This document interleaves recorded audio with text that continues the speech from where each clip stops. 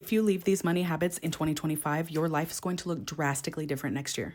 Number one is bad language and thoughts. Stop yourself from saying these things and stop thinking these things about yourself because your thoughts and the things that you say become the reality around you. This is true. Things like, I'm broke, I'm bad with money, ooh, must be nice, could never be me. This is just how my life is. It's never going to be different. When you say things or think things like this, you are essentially guaranteeing that your outward reality is going to be reflecting this right here.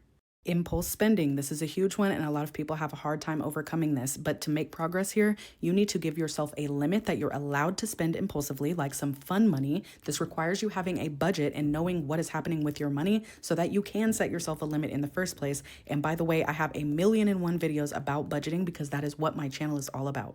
You also need to put some rules in place for yourself if you struggle with impulse spending. Maybe like a 24-hour rule where if you see something you want to purchase on the spot, you make yourself wait 24 hours and then you can purchase it.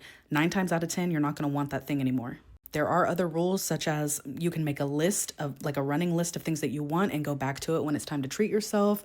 Or you can do a savings match where you can buy the thing on the spot, but you also have to match that amount to your savings account or else you can't buy it. Find what works for you and freaking do it. Number three is adding more debt. You need to put the credit cards away, okay? And that is not to say that credit cards are all bad and you can never use them, but you have to use them responsibly. And if you're in a bunch of credit card debt, that means that you are not responsibly using your credit cards. Put them away and do not use them. Also, I am banning you all from Klarna and Afterpay. The next time that you see a Klarna or Afterpay and you're about to hit the button, I hope you think of me and I hope you say, oh no, I'm gonna get in trouble. Because no, stop doing this. You're not going to get out of debt if you are constantly adding more debt. 1 + 1 = 2, okay? Stop adding debt. Number four is refusing to budget or completely ignoring budgeting altogether and not ever even thinking about it. This is non-negotiable. This goes without saying. You need a budget if you want to make progress because you need to tell your dollars where they need to go.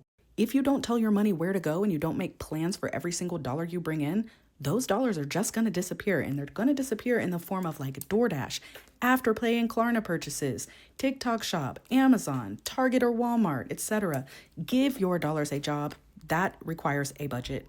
I swear, if you stick to these things, you are going to be sitting here at this time next year thinking, wow, everything has changed. If you want help getting this together, I have a digital finance planner that will plan your entire year out financially. It will get you together. I also have a free training called Money Reset that you can take and take notes, and you'll make progress with that too. I have a bunch of resources. They're all linked at the top of my page if you need them.